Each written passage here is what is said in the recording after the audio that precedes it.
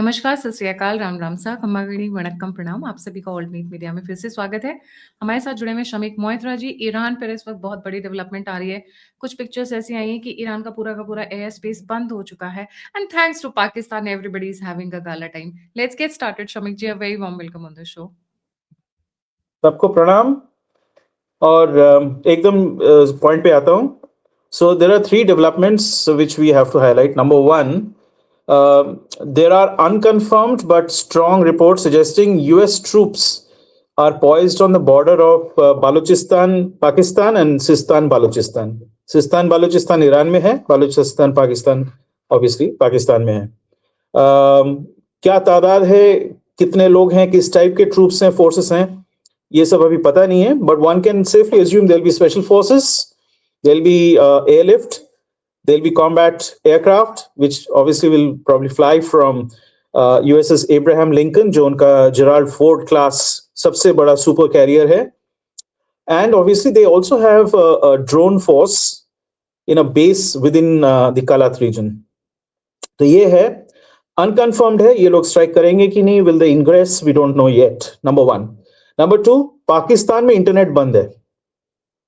So they have shut down internet, which is obviously indicative of some kind of an action which they don't want to highlight. दुनिया को बताना नहीं चाहती है Pakistani authorities. ठीक है. दूसरा डेवलपमेंट, अजरबैजान जो ईरान से सटता है उसके उत्तर पश्चिमी छोर पे, और ईरान के उत्तर पश्चिमी छोर पे जो पॉपुलेशन है वो भी तादाद में अजरी ज्यादा हैं. वहां से भी certain Israeli assets as well as US assets, they are poised to strike. Now again, I can't confirm whether these are aerial assets only or there are specific ground forces or ground assault troops. These are two developments. Third, Iran के अंदर ये reports हैं कि officially बताया जा रहा है 2200 लोगों को मार दिया गया है in various forms of violence. Clashes, direct clashes with the police, firings have happened.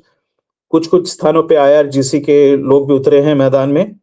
लेकिन अनकन्फर्म्ड रिपोर्ट्स जो मिल रही हैं मुझे from certain Iranian friends in the US, जो ऑब्वियसली टच में थे, पिछले 2 दिन से टच में भी नहीं है किसी के, क्योंकि सब कुछ लॉकडाउन कर दिया गया ईरान में, कम्युनिकेशंस एंड सो ऑन. 10,000 से ऊपर चला गया है ना. ये गंभीर स्थिति है. ठीक है. अच्छा, अब इसमें देखते हैं कि इस स्थिति में it is very clear that कोई मेजर एक्शन होगा ईरान में, और उसके दो पहलू हैं. Number one, it will be okay, let me put it this way. Number one, it will be a decapitation strike. Number two, it will be destruction of a significant military capacity. यानी सामरिक जो क्षमता है उसको ध्वस्त किया जाएगा. This may not be full-fledged invasion, जो काफी मेरे हिसाब से हास्यास्पद होगा. हास्यास्पद इसलिए क्योंकि ईरान का जो टेरिटरी है, it is much larger than Afghanistan and Iraq combined. और उन दो देशों को 20 साल से ऊपर लग गया था, इनको ठंडा भी नहीं कर पाए, फिर बाहर आ गए US और बाकी उसके allies. So I don't think the ground invasion is something they are considering. What they'll consider is a combination of Venezuela plus Operation Sindoor. यानी ऊपर के धरा को एकदम समाप्त कर दो, और जैसे ऑपरेशन सिंदूर में भारतवर्ष ने किया, जो ये लोग कभी एक्नॉलेज करते नहीं है बाहरी ताकतें, कि पाकिस्तान का जो सारा स्ट्राइक कैपेबिलिटी था उसको ध्वस्त कर दिया गया था, strike as well as defensive capacity. तो वो किया जाएगा ईरान के ऊपर. अच्छा, इसमें एक चीज और जो नजर आ रहा है, संकेत आ रहे हैं, there are lot of people close to the absolutely upper tier, upper echelons, एकदम ऊपरी स्तर पे जो लोग हैं, ईरानी मौलवी वगैरह plus people in government, they are actually already turned, assets who have been turned towards the West plus Israel. तो इनको क्या प्रॉमिस किया गया है? वन, ऑब्वियसली इनके जो भारतवर्ष में भी हम ये लोग करते हैं, जो टॉप ऑफिशियल्स होते हैं या पॉलिटिशियंस होते हैं, उनके बेटे बेटियों को USA में या तो नौकरी या फिर बड़े बड़े यूनिवर्सिटीज में स्थान, plus possibility of resettling if things go bad. ये भी तो हो सकता है ना कि इसको वो लोग खत्म कर दें. उनके इंटेलिजेंस एजेंसीज बुरे नहीं है, जो ईरानी इंटेलिजेंस है. सो ये भी हो सकता है कि रिवर्स हो जाए. और उसके बाद, क्योंकि एक चीज हमें याद रखना पड़ेगा इसमें, चीनी ताकत और रूसी ताकत बिल्कुल इनके पीछे खड़ी हुई है. तो ऐसा भी नहीं है कि हर बार ये चीनी और रूसी ताकत मात खाएं। वेनेजुएला में काफी बड़ा मात खाया उन्होंने। America was a tactical and strategic victor, जहां तक नजर आ रहा है इस वक्त। मैं इसमें नहीं जा रहा हूं कि वो सच क्या अच्छा था बुरा था, वो सब छोड़िए। जो रियलिटी ऑन द ग्राउंड है, वहां पे इन्होंने मात खाया। कैन दे अफोर्ड कि ईरान भी हाथ से जाए? अगर ईरान हाथ से चला जाता है, then China loses its actual base जो गल्फ में है। China has okay relationship with the GCC, but the GCC, जैसा मैं कई बार कह चुका हूं, reality it's firmly aligned with US, प्रत्यक्ष रूप में, और परोक्ष रूप में इजराइल के साथ उनका अलाइनमेंट है। तो वहां पे चीनी लोग अच्छा रिलेशनशिप रख के भी ज्यादा कुछ कर नहीं सकते। And for them obviously gulf पे एक अपना स्टेक रखना बहुत इंपॉर्टेंट, तो ये हाथ से जाने नहीं देंगे। खबरें आई हैं कि चीनी fighter jets and latest equipment have been transferred and some Russian assets as well. वो कहां तक कारगर होंगी वो पता नहीं, देखना पड़ेगा कैसे ये पूरा जो है डेवलप करता है। बट डेफिनेटली कुछ बड़ा होने वाला है। आज की रात और कल का दिन काफी सिग्निफिकेंट होगा। मेरा अनुमान ये है कि ये वीकेंड एकदम क्या बोलते हैं, इट्स द मिडनाइट आवर। ये वीकेंड में कुछ होने वाला है, कुछ बड़ा होने वाला है, एंड उसका जो प्रारंभ है वो अभी होगा। तो ये देखें। इसका मतलब ये है कि इज़राइल ने भी कहा है कि we by the way they are और launching an operation called operation iron strike. ये operation iron strike was greenlit last week. उसको लास्ट वीक ही ग्रीन लाइट कर दिया था। अब ये हमें नहीं पता है कि वो सिर्फ काइनेटिक एक्शन है, यानी मिसाइल्स, बॉम्बिंग वगैरह वगैरह, और is it a combination of that plus on the ground political changes and control of institutions like the police and security services. उस पर भी कुछ ये लोग उलट पलट करने वाले हैं कि नहीं। It's probably a combination of both in my opinion. यही तो मुझे ऐसा लगता है। अच्छा, हाँ, इसमें एक चीज और है कि इसका मतलब भारतवर्ष के लिए क्या है। तो देखें, दो चीजें हो सकती हैं। एक तीसरा भी हो सकता है, पर दो मुख्य वो हो सकता है। या तो ये लोग सक्सीड करेंगे और ईरान में तख्ता पलट जाएगा। ईरान में तख्ता पलटेगा तो जो नया रेजिम आएगा, शायद रिजा पहलवी हो या शायद कोई ऑर्गेनिकली और कोई उभर के आए। I don't think initially India के लिए बहुत कुछ अच्छा होगा, पर बुरा भी नहीं होगा, मतलब न्यूट्रल है।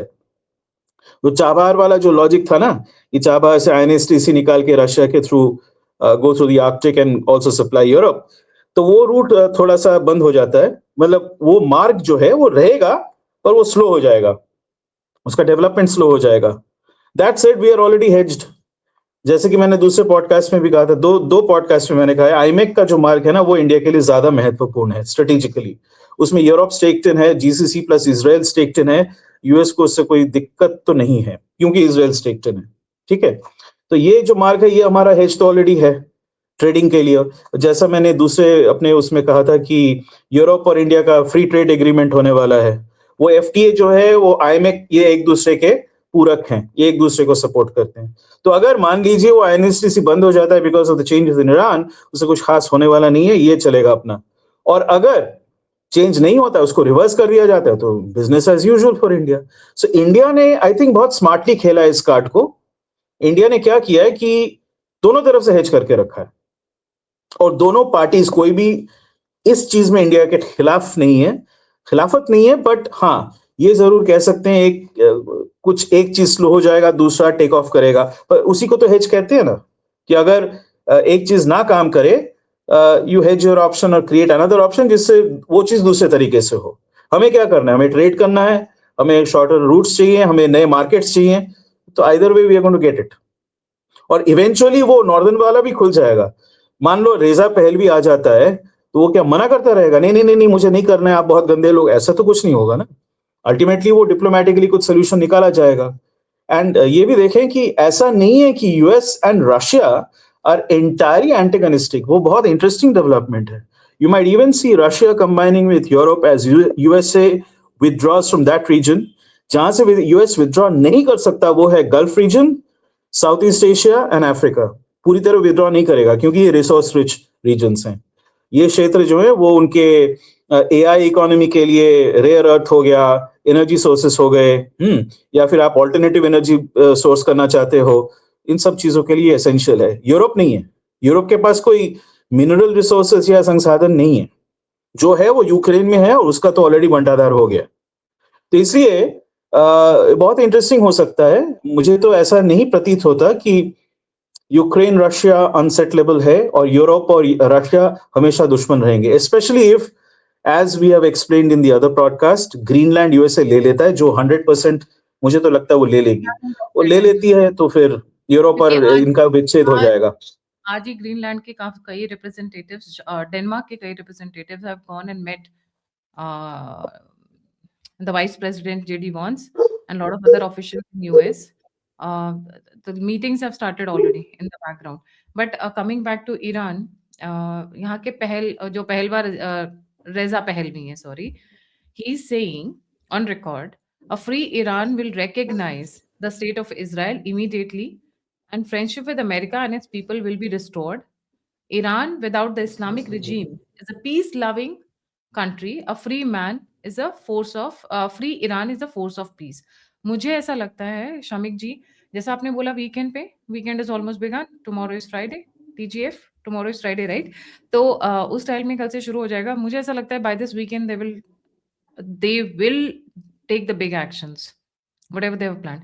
And Raza Pahlavi looks like their choice. एक तो is groomed by the West, he's a part of them only. उसी के हिसाब से चलेंगे, जब वो तेल चाहते हैं तो तेल देंगे, जो भी चाहते हैं वो वही होगा. So looks like that. And Reza Pahlavi is their Machado candidate. Machado meaning the Venezuelan, or rather whatever, quisling in waiting for America and for Israel. So Reza Pahlavi has been approved by both the main states with a stake in this venture, and also I think by the GCC. They don't have a problem with Reza Pahlavi. शाहियत है ना, उनको शाह और सुल्तान और बादशाह उनको पसंद है, क्योंकि वो खुद भी वही हैं, तो उनको उससे इतना ज्यादा परेशानी नहीं है। Specially if these people D radicalise, फिर वो सुन्नत के खिलाफ नहीं लड़ेंगे उतना, वो they will be focused inward, right? And trade is something welcomed by the GCC. GCC thrives on trade, right? तो उनको क्या फर्क पड़ता है? उनको कोई फर्क नहीं पड़ता। अच्छा, पर इतना ही कहूंगा कि it's not a done deal. There are lots of steps, and like I said, the Chinese and the Russians are definitely not waiting in the wings. They're very much in there. उनके भी assets हैं. People think कि CIA सब कुछ कर सकती है, पर जिस देश में MSS का भी हाथ हो ना, MSS is extremely well entrenched in many countries. And they are also very capable of regime change and counter regime change. कर सकते हैं. उनके assets बहुत well spread out हैं. They have also bought out lot of officials. So counter strike भी हो सकता है. You understand? वही मैं बोल रहा हूँ. क्योंकि रजा पहलवी के स्टेटमेंट के बाद में इमीडिएटली, मतलब कुछ घंटे पहले, रजा पहलवी का स्टेटमेंट 12 घंटे पहले आया, फिर नेतन्याहू का स्टेटमेंट आया, व्हिच मींस कि they are ready to form an alliance with Iran under the Cyrus accords framework that will emerge over a period of time. तो मतलब उनको ये है कि रजा पहलवी आ जाएगा तो हम फ्रेंडशिप कर लेंगे, things will be settle down, Hamas, Houthis, Hezbollah will be taken care of. So this is what they are also proposing. Operation iron strike is going to be the violent one, जिसके लिए वो तैयारी कर चुके हैं, because already Greece में they have put their emergency planes in case the need be from that side, Greece की side से. इधर पाकिस्तान की साइड से यूएस ने तैयारी कर रखा है. आप कुछ बता रहे थे कि कुछ अनकन्फर्म्ड रिपोर्ट्स आई हुई हैं पाकिस्तान की साइड से. तो वही शुरू में कह रहा था ना कि American troops are on the ground in Pakistan, Balochistan, right? There are assets there. It could be either a brigade to a division strength. It's as much as that. So it's not a small deployment. It's a major deployment. And American forces are much more mobile. उनकी mobility ज़्यादा है, मारक क्षमता ज़्यादा है, speed ज़्यादा है. So जो भी होगा fast, efficient, lightning type का एक वो हो सकता है इसमें, ठीक है? तो things are all poised all around Iran. इन्होंने सारे अपने, जो जैसे मान लीजिए ये चेस है, तो सारे pieces are in place. Right. एक चीज मैं सिर्फ कहूंगा कि अगर ये साइरस अकॉर्ड होता है and you combine that with Ibrahim accords and create, जैसे तुर्किया प्रपोज करेंगे ना कि इस्लामिक नेटो. एक सेकंड बहुत सारे व्यूअर्स साइरस अकॉर्ड के बारे में नहीं जानते होंगे, तो मैंने कहा आप एक बार पहले एक्सप्लेन करते हैं. हाँ, नहीं, बहुत अच्छी बात करी आपने. तो ये साइरस अकॉर्ड जो है, ये Iran, Israel, USA, they are the main. Basically it's what they're doing is with the Shias, what they've already done with the Sunnis via the Abraham Accords, जिसमें Egypt, Saudi Arabia, Jordan, UAE, बाकी GCC states, that is a proposal along with Israel, giving recognition to Israel and quietening the whole place down. So अगर सुन्नी लोग और शिया लोग दोनों Israel के साथ संधि कर लेते हैं, समझौता कर लेते हैं, तो मिडिल ईस्ट एकदम शांत हो जाता है, जो अच्छी बात है. हमारे लिए भी अच्छी बात है, उनके लिए तो ऑब्वियसली अच्छी बात है ही. बट एक चीज मैं सिर्फ पॉइंट आउट करूंगा, तुर्की को इससे संतुष्ट नहीं होगा, क्योंकि तुर्की अभी सऊदी अरेबिया और पाकिस्तान के साथ वो इस्लामिक नेटो प्रपोज कर रही है, ओआईसी को. कहीं पे यूएस डीप स्टेट का मुझे संदेह है, उनका शह भी है इसमें, क्योंकि USA is withdrawing, so it wants to create regional alliances which it can control, right. और तुर्की है तो अभी अभी भी उनके पाले में है. एक तरह से वो थोड़ा सा खोखला भी कर रही है. ट्रंप ने मुस्लिम ब्रदरहुड को बैन कर दिया है, and we all know Muslim Brotherhood is centered in Egypt and तुर्की and also in Saudi Arabia. तो ये उनका वो है, और फिर they spread out all over the world. तो उसको ट्रंप ने बैन कर दिया है, मुस्लिम ब्रदरहुड को, के एक्टिविटीज को. लेकिन तुर्की जो है, अगर नेटो टाइप अलायंस बनाती है इस्लामिक स्टेट्स का, तो उसको यूरोप से अलग कर देगा अमेरिका, और Europe will be left to fend for itself. So I think what is beginning to happen is that same thing I pointed out long back, जो यूरिक मैप है, Europe goes with Russia in a loose confederation alliance. Who dictates terms there, we will have to see, देखेंगे. और आधा Europe America के पाले में फिर भी रहेगा, because you know the ties are too strong, और वो एक ही नस्ल के लोग हैं. गल्फ स्टेट्स जो है वो इजराइल के साथ मिलकर यूएस के साथ ही रहेंगे. नॉर्थ अफ्रीका के स्टेट्स भी उधर जाएंगे, और ये नया एक कॉम्बिनेशन बनेगा. इजराइल का जो स्थिति है, third situation is civil war, जहां पे एक तरफ अजेरी, एक तरफ बलोची, और दूसरी तरफ इस्फहानी जो पर्शियन स्टॉक है, इनके बीच में खटपट या वॉरलॉर्ड्स आ सकते हैं. That also is a favourable thing for someone like Israel, और अ स्टेट लाइक इजराइल, क्योंकि वो उनमें खटपट हुआ तो इजराइल की तरफ इनकी दृष्टि नहीं जाएगी. तो ये तीनों स्थितियां जो है, मेरे हिसाब से बहुत क्लिनिकली देखें तो भारत और इजराइल के पक्ष में ही जाता है. ओवरऑल बुरा नहीं है हमारे लिए. बट एक जो लेटेस्ट डेवलपमेंट आई थी, आपने चाइना की बात की, कहा जा रहा है कि चाइना ने भी अपने फाइटर जेट्स इस साइड भेजने शुरू कर जी. दिए. हाउ ट्रू और फॉल्स इट इज? देखिए, और either the Chinese fighter pilots fly those jets, otherwise placing a few aerial assets, you can't stop a force like the US. The Iranians are not trained on those Chinese jets. मान लीजिए J-10C और उनका जो heavy fighters है ना, J-15s and so on, not J-17, but J-15 जो है, J-15 and J-16, which is the heavy fighter. If these are being deployed, the only people qualified to fly them are Chinese pilots. So assuming the Chinese pilots are deployed, there will be a very interesting situation. एक north Korea जैसा situation जो 1950 और 1953 के बीच में हुआ था, वैसा भी बन सकता है इसका. और हमें ये भी अज्यूम नहीं करना चाहिए कि रशिया अपना इन्फ्लुएंस सेंट्रल एशिया और ईरान के ऊपर से जाने देगा. अज्यूम नहीं करना चाहिए. रशिया अभी भी थोड़ा फंसा हुआ है, लेकिन they would do whatever they can. They will definitely do that. अब ईरानी रेजीम उसको कितना यूटिलाइज कर पाती है, उसका कितना तबका जो है कॉम्प्रोमाइज्ड है, ये कहना अभी थोड़ा सा मुश्किल है. अगले 2-3 दिन में होता हुआ नजर आएगा कि कैसे डेवलप करता है. मोसाद वालों ने कितना कॉम्प्रोमाइज किया ईरानियों को, सीआईए के कैसे एसेट्स वहां पे हैं, अजेरी लोग क्या कर रहे हैं, ये सब सारे ओपन क्वेश्चंस हैं अभी. Quite a lot of interesting turn off events. But what is your personal reading कि ईरान के साथ अब क्या होने वाला है? आपकी प्रेडिक्शन क्या है? जियोपॉलिटिक्स बहुत क्लोजली फॉलो करते हैं. तख्ता पलट, regime change. डेफिनेटली. And थोड़ा सा ये कहना मुश्किल है कि आज होगा कल होगा, but that's where it's going. and people will be happy, actually people will support. That is the best part. देखिए, they are anyway quite sick of the regime. Frankly speaking, if you ask my personal opinion, ये मौलवी और मुल्लों ने क्या किया Iran का? बेरा घर की तो किया ना. It was almost an industrialised nation. अब वो हमारे खिलाफ थे, वो पाकिस्तान के साथ अलाइड थे, उनका वो सेंटो पैक्ट था, वो बात की बात है, वो बहुत पुरानी बात है, वो 50-60 साल पुरानी बात है. In fact is Iran was a modern state. It was industrializing fast. People were liberal. जितने ईरानियों के साथ मैंने इंटरेक्ट किया इन द वेस्ट, मेरे जो ईरानी दोस्त हैं, they very I would say erudite, intellectual, fun loving, humorous, बहुत ही दिलदार लोग होते हैं. ईरान में जो ईरानी रहते हैं ना, दे always had a bit of a disdain for all other people in Asia, including Indians. They don't really consider us in high worth. But क्या है, जो ईरानी वहां से बाहर आके वेस्ट में सेटल कर गए हैं, they interact with everyone there. Chinese, Indians, so on. They see what we are. So उनके साथ इंटरेक्ट करके तो यही प्रतीत होता है. और उनके व्यूज जो हैं, they are now sort of circulating back inside Iran.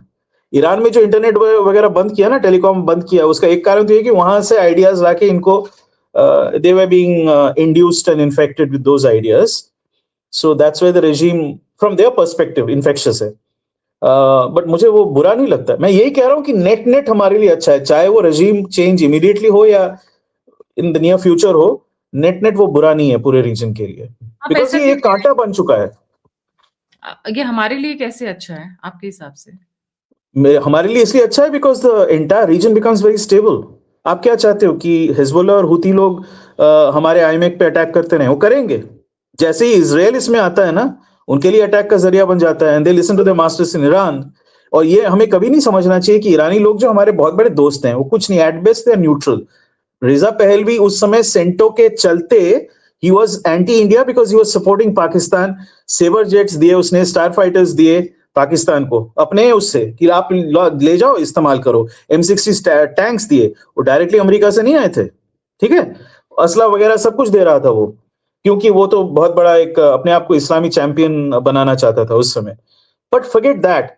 Eight this point of time अगर ये रेजिम चेंज होता है तो stability is always good for trade.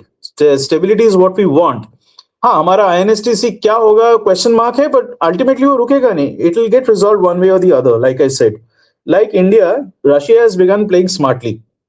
It's got very strong second track diplomacy going on with Europe and obviously with the US. उसका उसका कारण क्या है? Obviously they want to resolve those issues. उसको perpetually enemy बना के कोई फायदा नहीं है. The US deep state survives with one enemy or the other. तो शायद चाइना को अभी एनिमी बनाया हुआ है, कल इंडिया को बना दे. इसलिए हमको ऊपर आना पड़ेगा, हमको अर्थनैतिक दृष्टि से और सामरिक दृष्टि से अपने आप को सशक्त करना पड़ेगा. वो सब है. इस वक्त हमें वो सोचने की आवश्यकता नहीं है. रीजन में ये रेजिम चेंज अगर एक्चुअली स्मूथ ट्रांजिशन होता है तो नेट नेट अच्छा है. थोड़ा सा उथल पुथल रहेगा but it will settle down. US2 जाएगा ना. So we are anyway contending with the US2 in Pakistan and in Bangladesh. हाँ, तो fine, let there be more. The Gulf, they have good relations with us, but they are also in a sense US vassals to some extent. अच्छा, दूसरी बात ये है कि India के लिए बुरा क्यों होगा अगर रेजिम चेंज हो गया? हमारे लिए बुरा क्यों? तो बुराई इसमें तो कुछ मुझे नजर नहीं आती, क्योंकि at least they will become neutral. रेजा Pahlavi will not B anti India in this instance. वो उससे कुछ फायदा नहीं होता है उसको. And in fact once this is settled, अगर हमें पाकिस्तान के खिलाफ कोई भी कदम लेना हो, उसके टुकड़े टुकड़े करने हो या कुछ भी करना हो, that our hands become free. I think one of the reasons we couldn't do Operation Sindoor 2 is because we probably listened to the Americans. कभी रुक जाओ, हमें अपनी कार्यवाही करने दो. और US के कहने पे नहीं किया हमने, वो इजराइल के कहने पे किया. They are the ones who I think reached out to Modi and said, आप थोड़ा धैर्य रखिए. Why? You told me the story, but why? Israel ने क्यों? Why? Because अगर ऑपरेशन सिंदूर चलता तो क्या होता? पाकिस्तान का सामरिक जो शक्ति है वो एकदम समाप्त हो जाता. सामरिक शक्ति is the only thing holding Pakistan together. उसके नहीं तो 3-4 टुकड़े तो वैसे ही हो जाने हैं. तो अगर ये मिलिट्री हट गया तो वो जल्दी हो जाता है.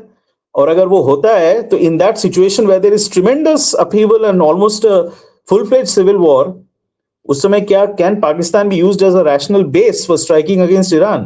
वेरी डिफिकल्ट ना. It will not be easy to do so. So kinetic action against Pakistan was not encouraged. We were asked to hold our hand. Nobody wants to see nuclear Pakistan. Pakistan का utility एक ही है waste के लिए और deep state के लिए. They are a supplier of mercenary soldiers. Same use is being made by the GCC nations. Saudi Arabia में बोले या यूएई में जाके देखें या बहरीन में देखें, सारे पाकिस्तानी वहीं के मिलिट्री के लोग हैं. They are the ones serving inside those armies and those air forces. By the way, Pakistanis and Indians both fly Rafales. You know that? ये भी देखना जी, क्योंकि यूएई में जो रफाल है और हमारे पास जो रफाल है वहां पाकिस्तानी लोग उड़ाते हैं. यहाँ पे हम उड़ाते हैं खुद. तो उनको ऑलरेडी रफाल के बारे में सब कुछ पता ही है. वही सेम F3 वर्जन है ना. बड़ा ही कॉम्प्लिकेटेड और पेचीदा होता है. कोई भी मतलब आसान जवाब नहीं होता है इसमें. हर चीज दूसरी चीज के साथ लिंक्ड है. हर एक चीज का एक हेज है. तो जब हम लोग ये ऐसे मतलब डिसीजंस लेते हैं एज ए सरकार, तो हमें ये सारी चीजों को ध्यान में रख के करना पड़ता है. कोई ब्लैक एंड व्हाइट में नहीं होता ये चीज। हम चाहते हैं ब्लैक एंड व्हाइट में हो, लेकिन दुनिया ब्लैक एंड व्हाइट नहीं है, दुनिया ग्रे है। ग्रे है। जो यही Absolutely. यथार्थ है। जी। Thank you so much Shamik ji for joining. जाने से पहले व्यूअर से रिक्वेस्ट है, please don't forget to like, subscribe and share the alternate media. अगर आप मेरी सहायता करना चाहते हैं तो दिए हुए नंबर पे आप मुझे मदद भेज सकते हैं। अगर आप मुझसे जुड़ना चाहते हैं, इन्फॉर्मेशन शेयर करना चाहते हैं, तो सभी की सभी लिंक्स डिस्क्रिप्शन बॉक्स में। इसी के साथ जय हिंद, जय श्री राम, हर हर महादेव, ओम नमः शिवाय, जय भारती। जय भारत।